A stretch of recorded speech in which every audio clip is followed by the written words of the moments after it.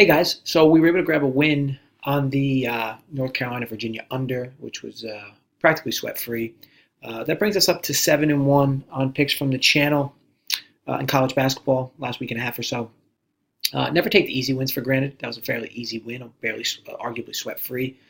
Never take those for granted because you'll find yourself sweating a lot of games, and the few that you don't have to sweat are definitely good. I think that covered by about 12 or 13 points. Also gave out Akron +8 tonight, or today. Gave that earlier today for the game that was tonight. +8 on my Twitter versus Buffalo, and that was another cover as well. So follow my Twitter if you're not. It's at Uncle Dunkle. The proper spelling is in the bio. It's basically threes for the E's. But take a look in the bio and follow me there if you want some more free picks that way. Okay, yeah, so we've been hot, right? So let's ride that out. I'm going to give you another game for tomorrow. Going to be Indiana State versus Valpo. Right now I'm seeing Valpo -4.5, total 132. So I look at this line, and plenty of question marks come into my head because it doesn't really make a lot of sense to me. So first of all, there's a huge slate tomorrow, and if you've been watching the channel, you've been a recent subscriber, you're realizing I don't typically play the big games. I like to find holes in the small conferences from time to time. I mean, this is the MVC Conference, but you'll find some holes in these types of lines from more often than you will on the bigger games. Less attention gets paid to these, and ultimately a win's a win. You shouldn't care really how you get there. Okay, so for this game, let's start with Indiana State. So when I look at this number, first of all, I see Indiana State as a team that's severely struggling on the defensive side of the ball, but that's not really a huge concern with me because Valpo's not a very good offensive team. What is concerning to me is a team in Indiana State that plays at the pace that they do should be able to score 70 points in most games. However, they've only done it 4 times in their last 13. They're in the top 100 in college basketball in terms of pace, speed of play, but they're extremely inefficient. So of the 4 times that they've gone over, 2 of the 4 were against Evansville, which is an extremely fast-paced team. One of the 4 was against Valpo, who they're playing in this game here. That game was at home for Indiana State, where they shot the ball very well, over 50%. So I wouldn't expect that to be much the case in this scenario. And the last game was a game against Southern Illinois, where both teams shot a combined 55%. I would look at that more as a complete anomaly versus the base. Now, Indiana State is, they are playing at a fast pace, but recently haven't really been playing at that super fast pace, kind of been limiting their own possessions. 22% of their points come from the free throw line. It's actually 37th highest in the country. This is a team that knows they don't really shoot the ball that well. 23.5% of their points come from beyond the arc, the three-point range. And that's in the bottom 5% of all Division I college basketball. So this team ain't making a lot of threes, especially against a team that plays at least halfway decent defense. This team does not have a lot of good three-point shooters. Obviously you'll get your easy basket here and there, but this is not a very robust offense. And like I said, while they do play with tempo, they have no issue conceding pace to their opponents. And again, recently they've been playing slower as well. So on the Valpo side, one of the slowest paced teams in this conference, one of the slowest paced teams in the entire country.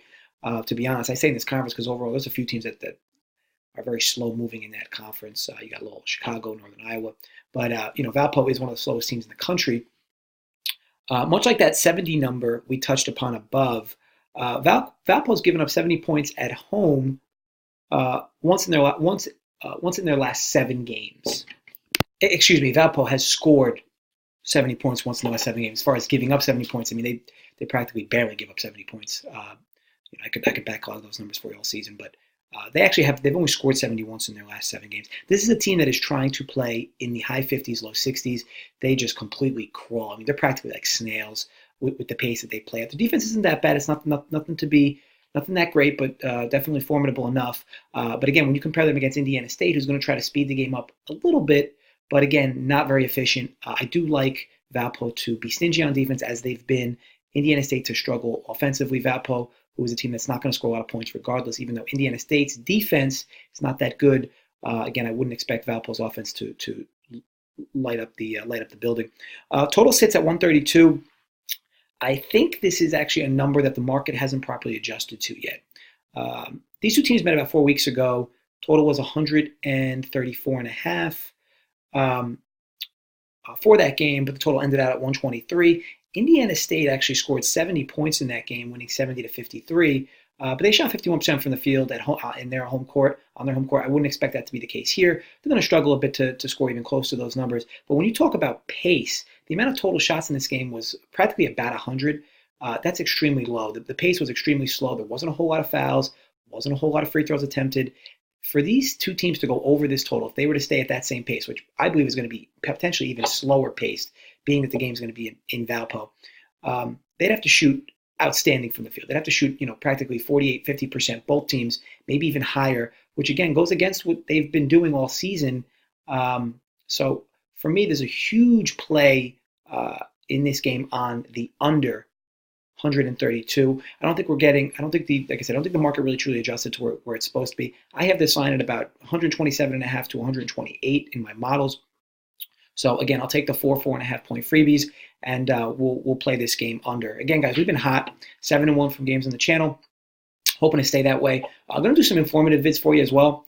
I want to get you guys, that whole fisherman analogy, because I want you guys to learn how to fish properly in this, market, and learn how to do the proper research. Learn what to look for, holes you see in the market, where you can make big plays, where you can fade big spots. So ultimately, those videos are all going to be coming your way.